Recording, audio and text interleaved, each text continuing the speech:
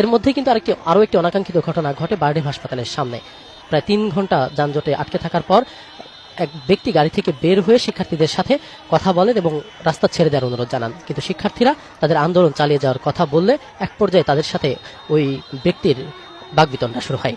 ধাক্কাধাক্কির এক পর্যায়ে ওই ব্যক্তি নিজের রিভলভার বের করেন এবং শিক্ষার্থীদের দিকে আমরা তাক করতে দেখেছি।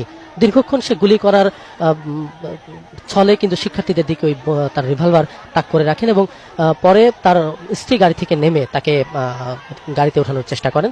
এ সময় দেখেছি আমরা শিক্ষার্থীরা কিন্তু আবার জড়ো হয়ে ওই ব্যক্তিকে পিটুনি দেয়।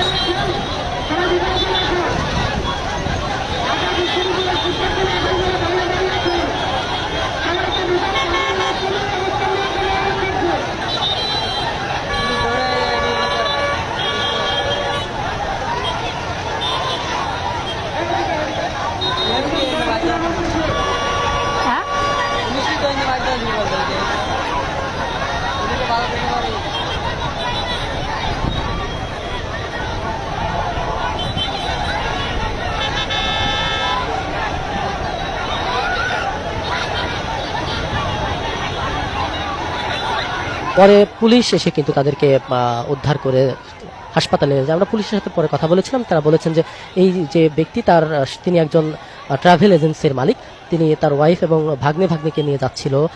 এক পর্যায়ে সে এই যানজটে আটকা পড়ে ক্ষিপ্ত হয়ে এই কাজটি করেছে। তার কাছে একটি রিভলভার ও একটি শর্ট গান পায় পুলিশ, যেটির দুইটিরই লাইসেন্স আছে বলে পুলিশ আমাদেরকে জানিয়েছে এবং তার যে প্রাইভেট কারটি সেটিও কিন্তু পুলিশ থানাতে নিয়ে গেছে এবং হেফাজতে রেখেছে। আমরা জেনেছি যে পুলিশ আমাদেরকে যেটি বলেছে যে তাকে জিজ্ঞাসাবাদ করা হবে এবং কেন এই ঘটনাটি অনাকাঙ্ক্ষিত ঘটনা ঘটালো সেটি কিন্তু তার কাছে জানা হবে এবং পুলিশ কিন্তু তাকে হেফাজতে রেখেছে।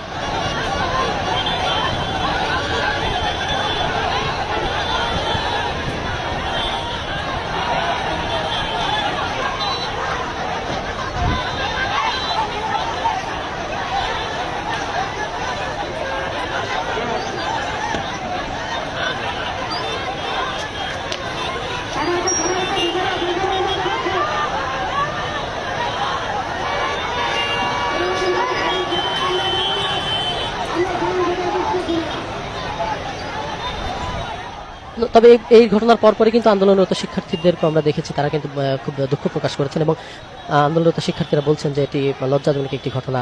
এই ঢাকা বিশ্ববিদ্যালয়ের শিক্ষার্থীদের দিকে রিভলভার তাক করার মতো সাহস তিনি কেন দেখালেন, এই বিষয়ে কিন্তু তারা সুষ্ঠু তদন্ত এবং বিচারেরও দাবি জানিয়েছেন।